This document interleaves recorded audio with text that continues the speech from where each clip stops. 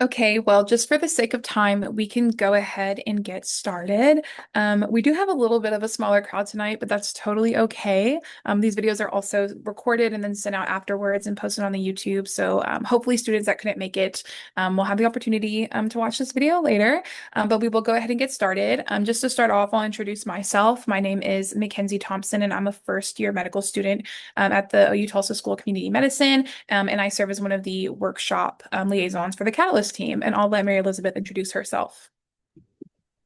Hi, everybody. My name is Mary Elizabeth. I'm also an MS1 at the SCM and also a Catalyst liaison. So, super excited to be here. I'm excited for this presentation tonight. Yes. So today we're going to be talking about just shadowing and clinical experiences. As many of you all know, a really important part of the application process is having clinical experience. And we'll kind of talk about just what that is. How do you get clinical experiences? What should you be looking to gain out of the set experiences? Not just for your application, but also for your own like knowledge and career exploration. So we can go ahead and go to the next slide, and then Mary Elizabeth will talk a little bit about the objectives of this presentation. Perfect. Okay, so this is just kind of an overview on what we're going to be talking about tonight, which I won't go into too much detail because we're obviously going to explore each one individually. But overall, we're going to talk about what is clinical experience versus shadowing per the AAMC and AMCAS. We're also going to talk about what are good options for both of these, so both for shadowing and clinical experience, and how to find those experiences. Just kind of some tips there as well.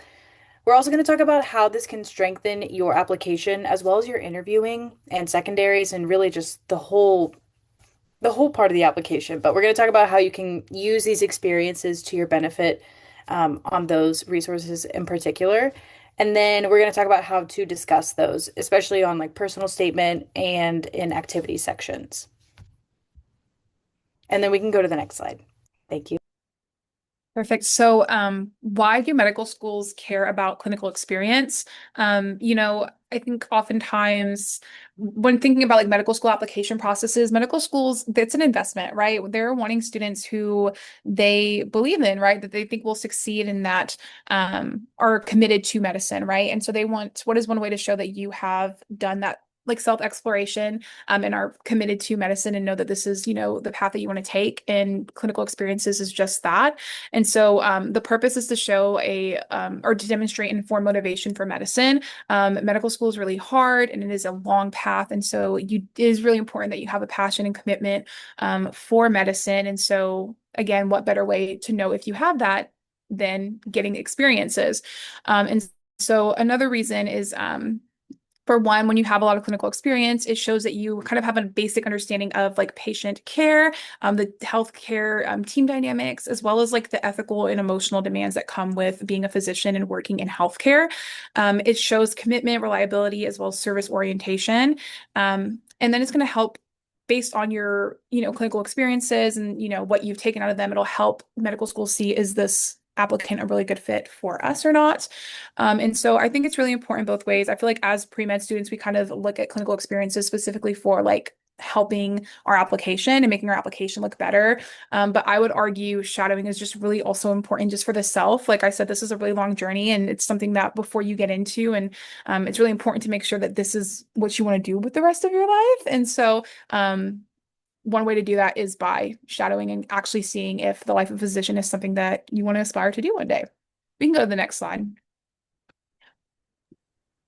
Perfect. And just to piggyback off of what Kenzie was saying, I totally agree with how she framed that it's really to help you decide if this is what you want to do. It's a big commitment, so it's really helpful to get experience. And I always talk about, I was a MA before I started medical school, and I had a coworker that also was thinking about medical school. And through that experience, she decided that she didn't want to do medical school, which I think is awesome. Not that she didn't go to med school, but more so that she figured out that this wasn't for her. And so it really can be helpful and it really helps your application. It's just a really great experience. So I think how Mackenzie framed it of not just to boost your application, but really to figure out and give you experience in the field you're thinking of. So anyway, just wanted to highlight that because I thought that was a great point. But Now we're going to talk about what AMCAS expects between shadowing and clinical experience. These are two different things, and I feel like they make sense in your head, but then when you go to fill out the application, it can get a little dicey. So hopefully this provides some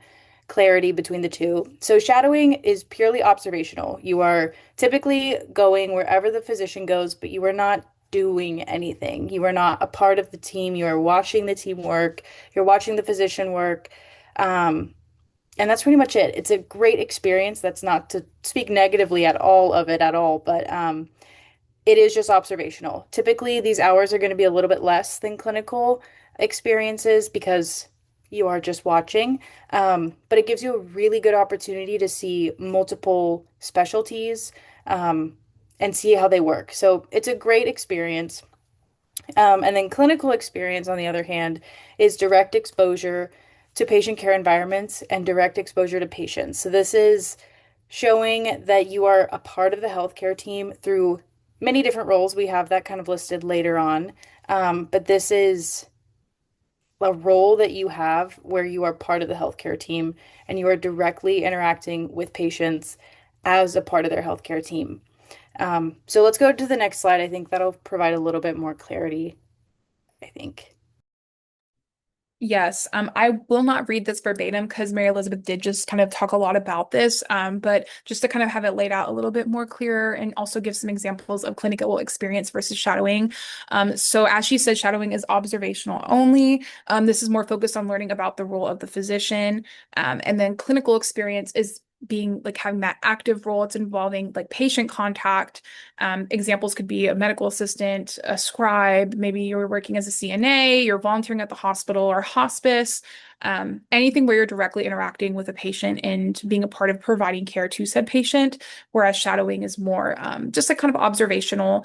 Shadowing complements, but again, does not replace clinical experience. And so when you're thinking about your application, you really want to aim for a variety. I will say from a personal note, I personally did not have any clinical experience. I did have a lot of shadowing hours though, and I made sure I had a lot of shadowing hours to kind of compensate for my lack of like clinical experience. So nothing is like end all be all. But for the like, if you're trying to aim for like the best application you can have, having a mix of both is most ideal. And also, I don't know if we'll get into this in the further slides, but also shadowing too. A lot of people ask like, should you shadow like a lot of hours in one specialty, or do you want to get a mix? I think it's more open to your discretion. I do think personally a mix of shadowing opportunities is really nice, whether like, you can do maybe a little bit of primary care versus specialty care or whatever the case may be. But at the end of the day, like any shadowing hours are better than nothing. So it's more or less about how you can articulate what you took out of that shadowing compared to like trying to shadow as many specialties as possible. So that's just something to keep in mind as you're trying to find these experiences and get your shadowing and clinical hours up. We can go to the next slide. Okay, so this is talking about kind of how to find these opportunities. Sometimes it can feel overwhelming of like, where do I even start with this stuff?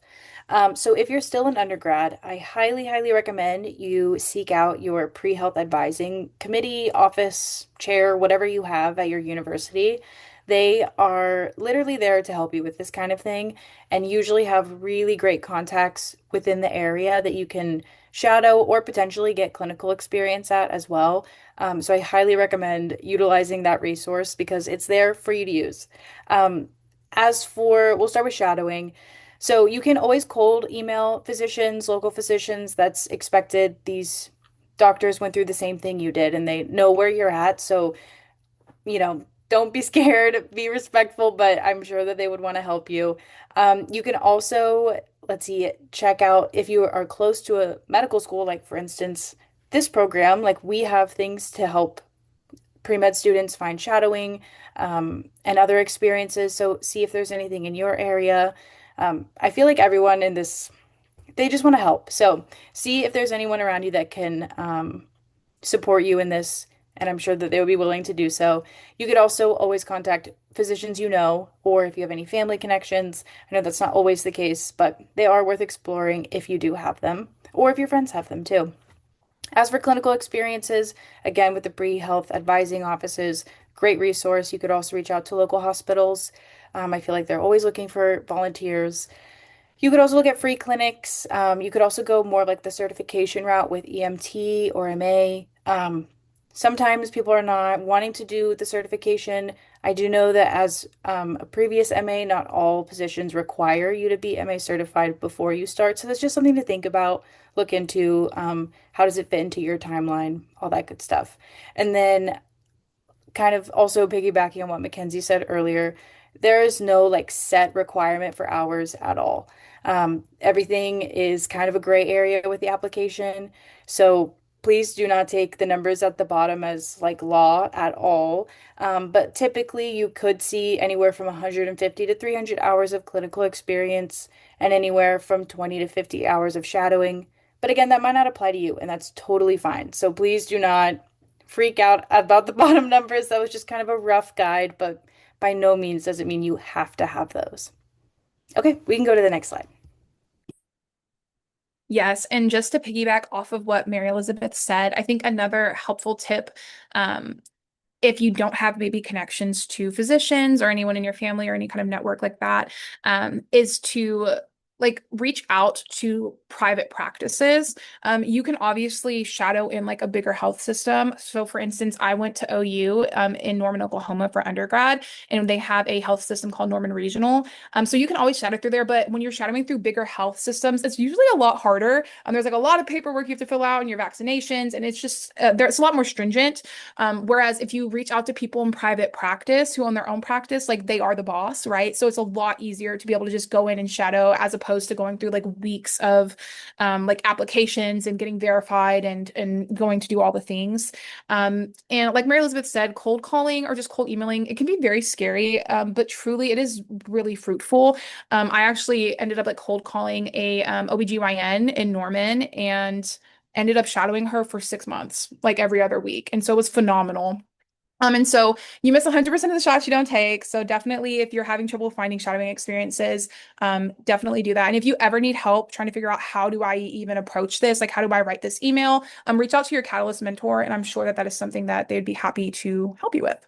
So on to this next slide. So here's some just things to think about as you are shadowing and getting clinical experiences. Some things you want to avoid. You don't want to rely only on shadowing. Like we've kind of said, everyone's path looks different, everyone's application looks different, but in the event that you are able to, you do want to have a mix of both shadowing and clinical experience. Shadowing can kind of obviously help gauge like, is this something for you? And you can also get that experience, but there's nothing like hands-on experience.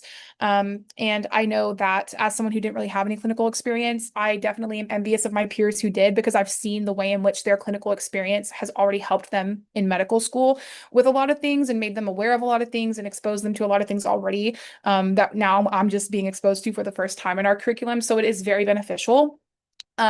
Make sure you're not inflating your hours or your responsibilities. You know, AMCAS does go through a thorough verification that all your information is correct. But it's also just, you know, really important. Just honesty, integrity is a really big part of medicine. So making sure you're keeping an accurate record of the hours that you're doing and the things that you are being involved in. And then failing to reflect on your experiences. And so when you are shadowing in the day-to-day, it can feel like, you know, you're not really thinking about this, but it's really important following your shadowing or clinical experiences. You are just kind of taking note and keeping like a journal, if you will, or maybe like a running document on Google Docs. I'm just reflecting on like not only like what you did, so like did you help with vitals or did you know whatever that case may be, did you only observe, so like what did you do, and then reflecting on maybe like how did that make you feel, what experience did you have, were there any patients that stood out to you, was there something that you really liked about this practice or was there something that like you did not like about it, right? And so really keeping track not only for your personal record to know like okay, like these are things I like and don't like because that will become really important as you're deciding later on like what you want to do, but also in your application you are going to have to articulate what you did, and you know what you took out of your experiences on your AMCAS application. And that's really a lot easier when you already have it recorded comparative to being like, what did I do 6 months ago? And how did I feel 6 months ago when I shadowed this random physician? So keeping a track of that. Benefits for you, again, it confirms your career choice.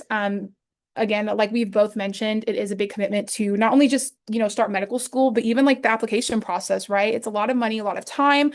So being certain that this is something that you want to pursue is really helpful. Um, so it confirms that for you. It's going to improve your personal statement, your secondary applications, your interviews. You will find that in all of these things, you're going to be asked about your interactions with patients. And so having a vast, you know, bunch of experiences to pull from is really helpful. It's building confidence with patients, clinical environments, medical terminology, all the things. And it's also helping to develop professionalism and communication skills. You know, when you're in medical school, we, even as first years, we are interacting with standardized patients and having to practice that one-on-one patient care. And so having had that experience in undergrad or prior to starting medical school is really key in just helping you thrive as a medical student. Whereas some people are having to learn that for the very first time, and it's a lot more difficult. So it's not only setting you up for your application season, but it's also setting you up for success once you start as a medical student. We can go to the next slide. Okay, so when you are writing about this on your application, like what does that actually mean? A few things to start off with, and then we have some examples, which is so exciting. So, first, you do want to describe your role, but I say this with a little bit of a caveat. Medical schools know what a scribe is, they know what an MA is, they know what a CNA is. So, please do not feel like you have to write your job role description in the application. I think that that can be tempting because it's like, what did you do? And you just write what you did. But I think the bigger part, or the more impactful part is what did you learn? And like, what did you take away from this role? So if there were certain things that you did that you thought were particularly interesting, like if you assisted in a surgery or if you did vitals all the time or anything that you thought was particularly interesting, please include it. But you don't need to explain what a scribe is. They know, and it's going to be okay. So again, focus on that impact and what you learned. Um, and then there is like a section in there to talk about like meaningful experiences. It's kind of different for each application depending on how many you're filling out. Um, so this might change depending on which one you're using, but I think for AMCAS, is it three that you can do for AMCAS? Okay, thank you. So there's three designations for meaningful experiences. So this doesn't have to be clinical experience or shadowing, but it might be. It probably will be at least one of those. And it's just a chance for you to talk about something that really stuck with you that you probably didn't get to include in your personal statement or wasn't anywhere else in your application. And this can be really huge. I don't want to put too much weight on it. I mean, everything's important, but it can give you an opportunity to show that reflection in the activity section, which just continues to strengthen your application. So, just something to think about, but we are now going to look at examples, which I think will be probably the most helpful. So we can go to the next slide. Okay, well, I'm a little nervous because these are examples from my application, and I'm not gonna lie, I definitely struggled with articulating my experiences. And so take these with a grain of salt. I mean, it did get me here, so I don't know, but we'll see. So this is one example. I was a part of here at the School of Community Medicine. Every summer, they do a summer internship for undergraduate students. I highly recommend looking into it and applying if you're interested. I was a part of that when I was an undergrad. And through that, we got a lot of shadowing experience. And so this is my example for that. So this example, it is a lot more kind of just explaining what I did because I'm not doing something like saying I'm a scribe or saying I'm whatever. Like, what is it? If a person is reading this, they don't know what it means to be a summer intern and what that correlates to with shadowing.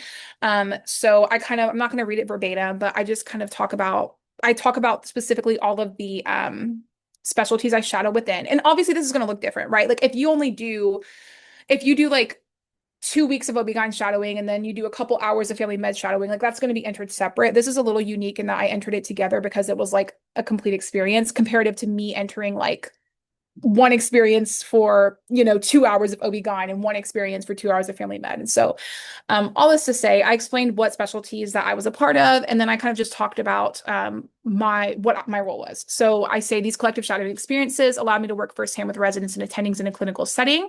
I shadowed doctors as they interacted with patients, both in person and through telemedicine, learned more about the clerical duties done by physicians, like working in the EMR and charting, as well as perform basic tasks with the aid of the physician, such as listening to lung sounds and detecting a fetal heartbeat.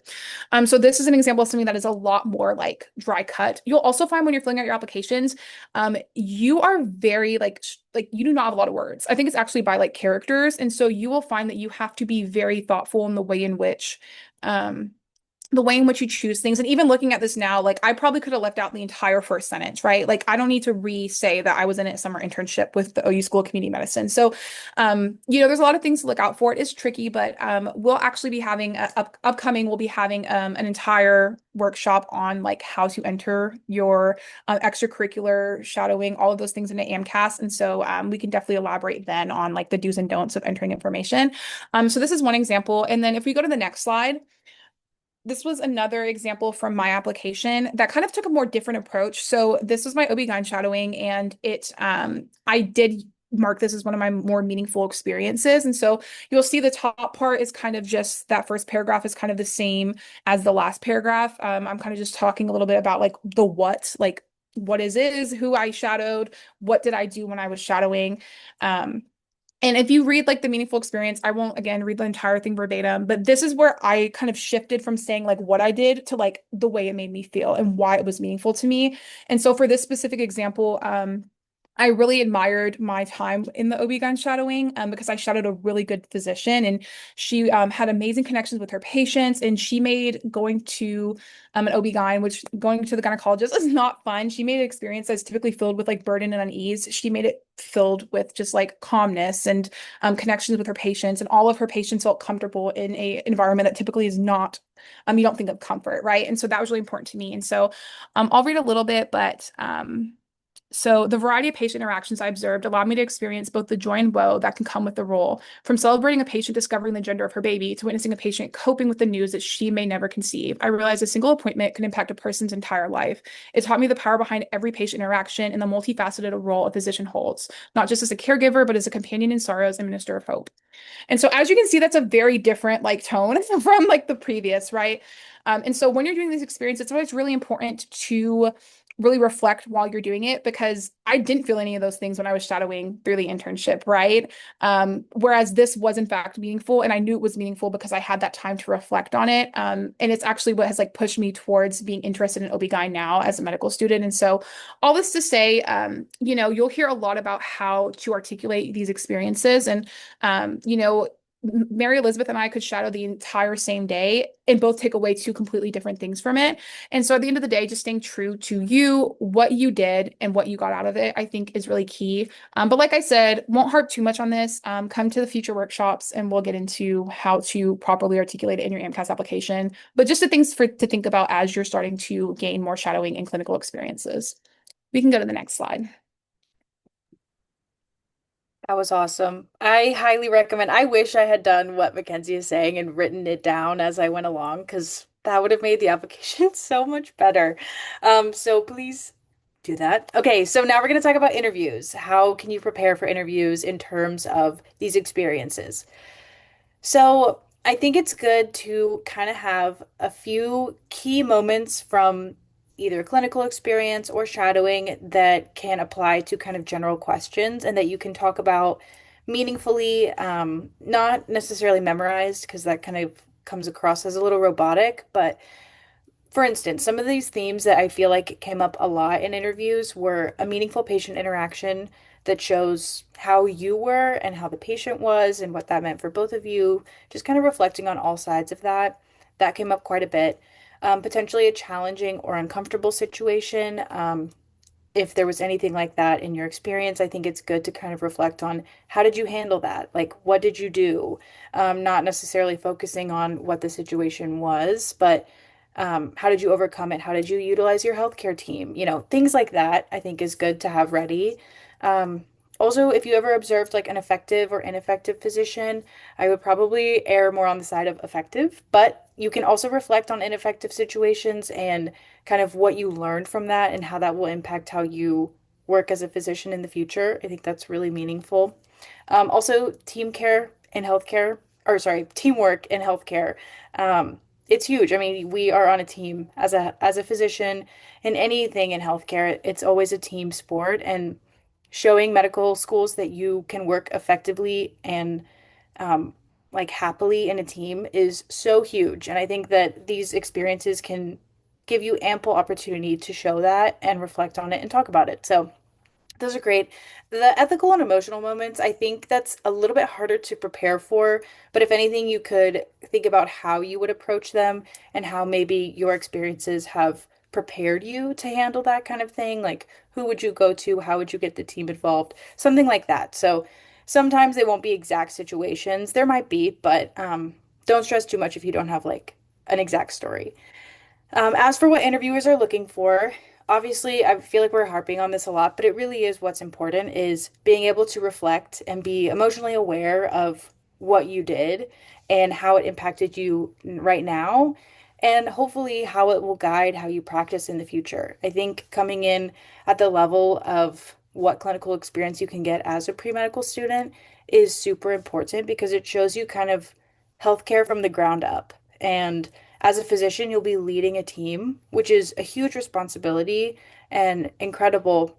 But I do think that there's a lot of merit in understanding what it's like for your medical assistant and what they're going through and how you can support them. I just think it's a very useful background to have, and medical students want to see what you learned from it.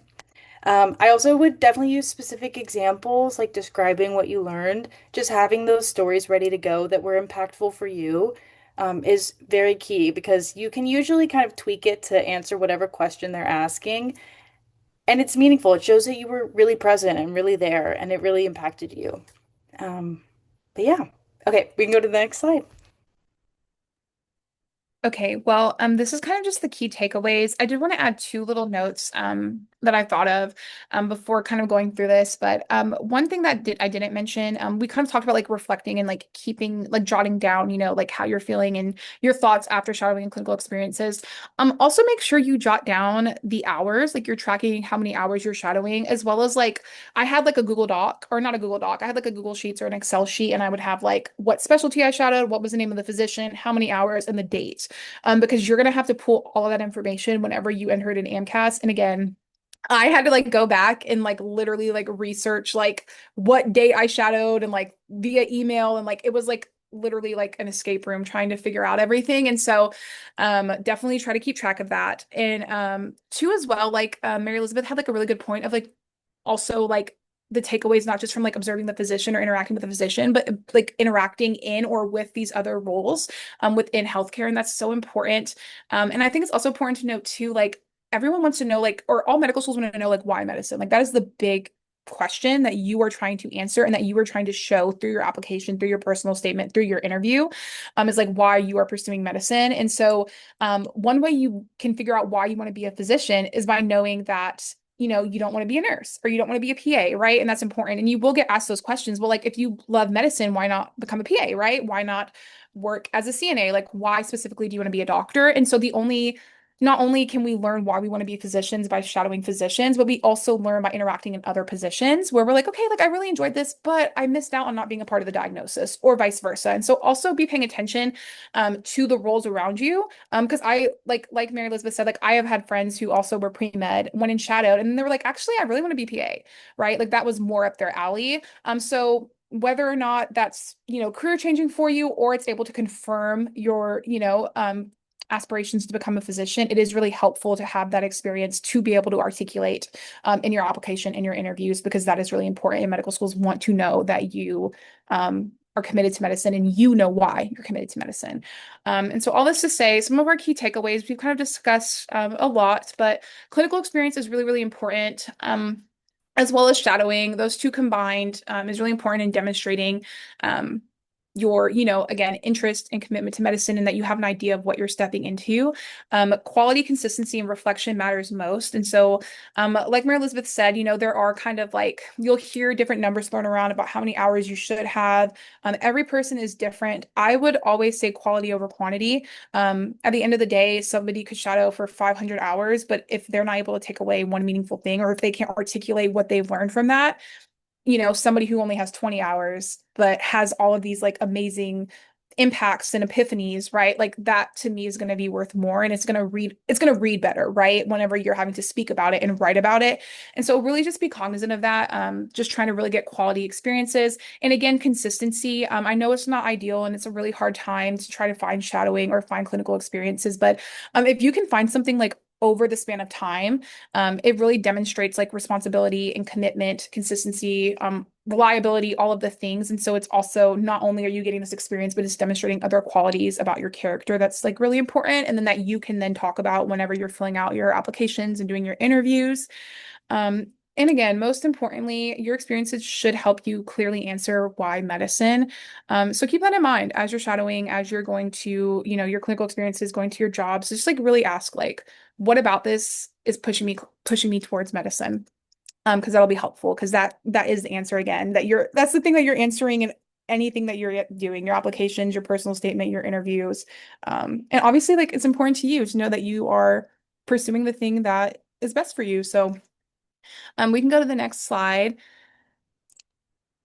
Perfect. Well, I believe that concludes our presentation, but we would love to answer any questions. I know, like I said, we have a little bit more of a smaller group today. So if there's also any, whether that's a general question or maybe a more personalized question, we would love to answer them. But if not, thank you all for attending. Feel free to hop off. And then if you do have any questions, feel free to stick around and we'd be happy to answer them for you. I was gonna add to what you were saying, like keeping track of the hours and like where you worked, but also the contact information for those people because you also have to put that in. And sometimes that can be so hard to find. So that is a great call out, but also like their email. I think it's like literally just an email, but still good to have. No, you're so right. I forgot about that. I literally had to like email health systems to try and like get contacted with like Yes. physicians who didn't even work there anymore. So Yeah. well, thank you everybody. Have a great rest of your night. And again, if you have any questions, please feel free to ask or you can drop them in the chat.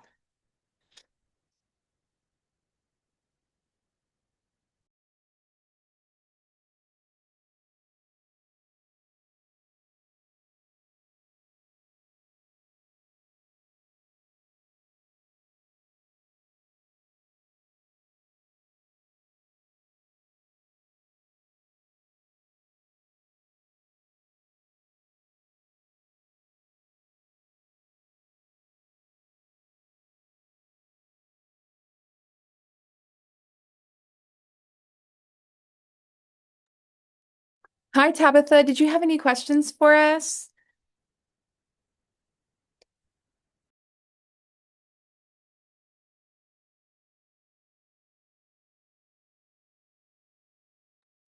Hi. Yeah, so that's a great question. We both can answer this because it's definitely variable. I during my undergrad years, I personally did not get a ton of shadowing in. I ended up taking 2 gap years, part of which was like the reason. I did get like about probably only like 40 hours in as an undergrad, and a lot of that, the bulk of it was from the summer internship.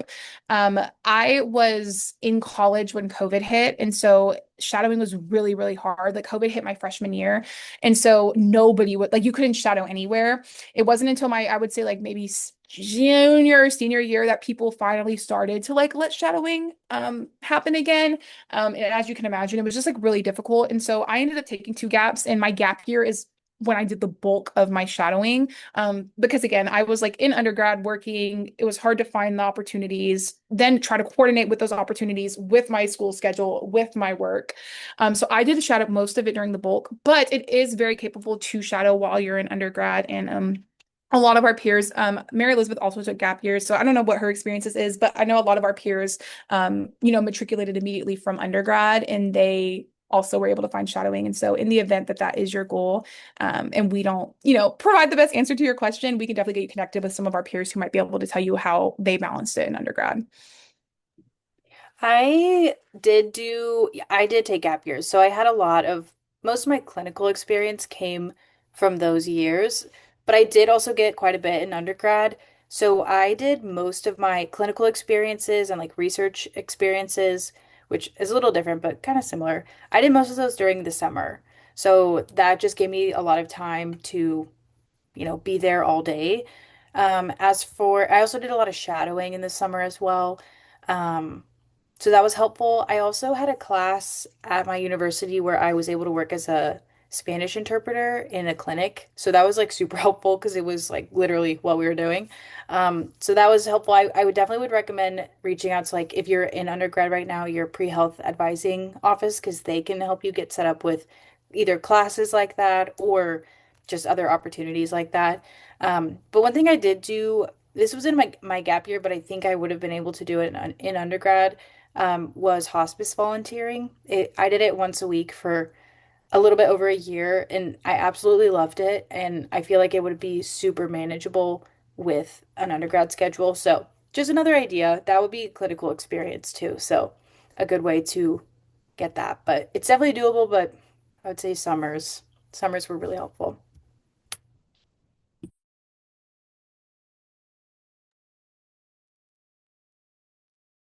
Great question. Do you have any other questions or anything else we could maybe provide insight on?